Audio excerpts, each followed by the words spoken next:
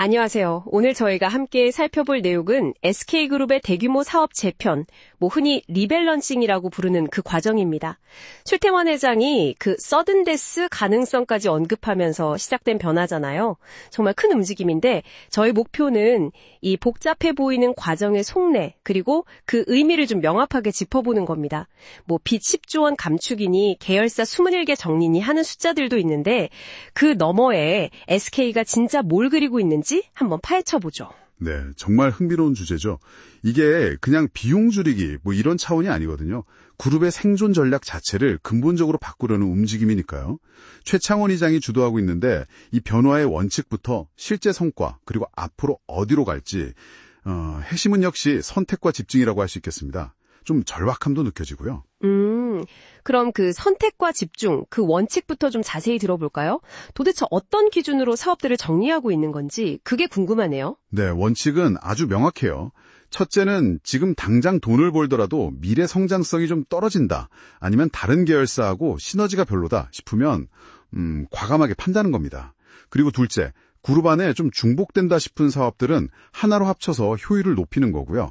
마지막 셋째는 각 계열사들이 이제 외부 도움 없이도 자생력을 갖출 수 있도록 재무 구조를 좀 탄탄하게 만드는 데 집중하고 있습니다.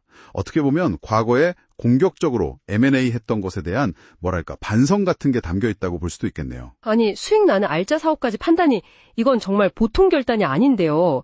단순히 비용 아끼는 수준을 넘어선 뭔가 의지가 느껴집니다. 실제 성과를 보면 그 효과가 더 잘 보일 것 같은데요. 한 1년 반 만에 꽤 많이 바뀌었다고요? 그렇습니다. 숫자가 딱 보여주죠. 순차입금, 그러니까 빌린 돈에서 현금을 뺀 거예요. 이게 2023년 말에 한 83조 원이었는데 올해 1분기 말에는 약 73조 원까지 줄었어요. 거의 10조 원이 준 거죠. 와, 10조 원이요? 대단하네요. 네, 부채 비율도 같은 기간에 134%에서 118%로 한 16%포인트 정도 내려갔고요. 계속 늘기만 하던 계열사 수도 219개에서 198개로 21곳이나 줄었습니다. 확실히 재무 상태가 눈에 띄게 좋아지고 있는 거죠. 그런 원칙들이 그럼 실제 현장에서는 어떻게 적용되는지 구체적인 사례 같은 걸 좀 들어볼 수 있을까요? 대표적인 통합 사례로는요. SK 브로드밴드가 SK CNC의 데이터 센터 사업을 가져온 게 있어요. 그룹의 데이터 센터 역량을 딱 한 곳으로 모은 거죠. 아, 효율화 차원이군요. 네. 그리고 또 SK 에코플랜트가 SK 머테리얼즈 밑에 있던 반도체 소재 자회사 4곳을 이렇게 편입해서 시너지를 노리는 것도 비슷한 맥락이고요.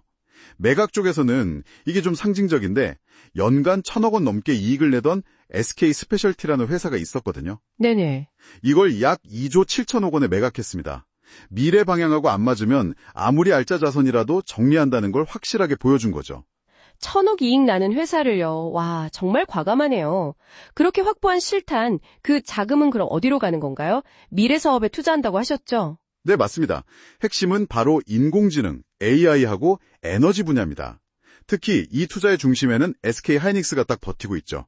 그 고대역폭 메모리, HBM이라고 하잖아요. 네, 요즘 아주 뜨겁죠? 그렇죠. AI 연산에 꼭 필요한 건데 이게 완전 호황을 맞으면서 하이닉스 실적이 어마어마하게 좋아졌거든요.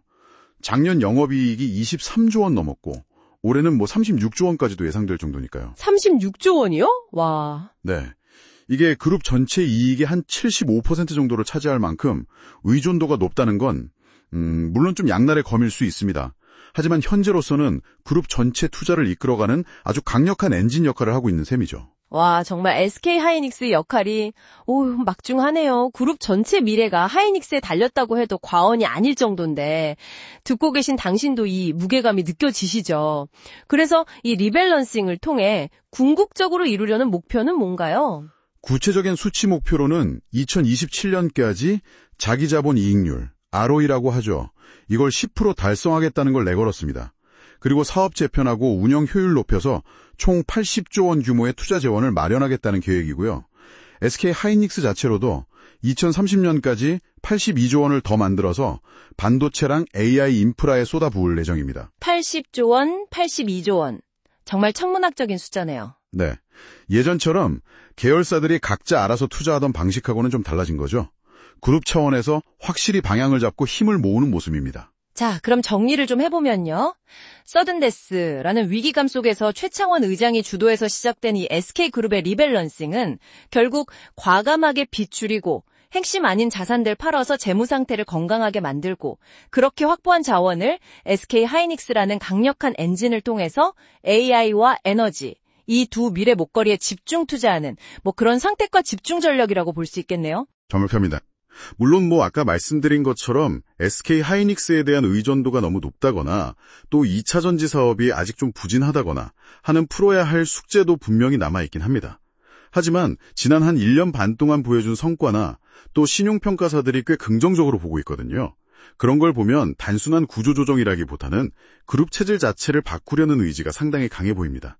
지속 가능한 성장을 위한 기반을 다지고 있다. 이렇게 평가할 수 있겠습니다. 네, 오늘 SK그룹의 리밸런싱 전략에 대해 정말 깊이 있게 이야기를 나눠봤습니다. 여기서 한 걸음 더 나아가서 듣고 계신 당신에게 이런 질문을 한번 던져보고 싶네요. SK처럼 이렇게 큰 대기업이 AI와 에너지라는 특정 미래 분야에 그룹의 역량을 거의 올인하는 것 같은 이런 과감한 베팅을 하잖아요. 만약 이게 성공한다면 우리 한국 경제 전체에는 어떤 영향을 미치게 될까요? 반대로 만약 이 베팅이 기대만큼 성과를 내지 못한다면 그 위험은 또 어떻게 우리 사회에 영향을 줄 수 있을까요? 한번 이 질문에 대해 곱씹어 보시는 것도 흥미로울 것 같습니다.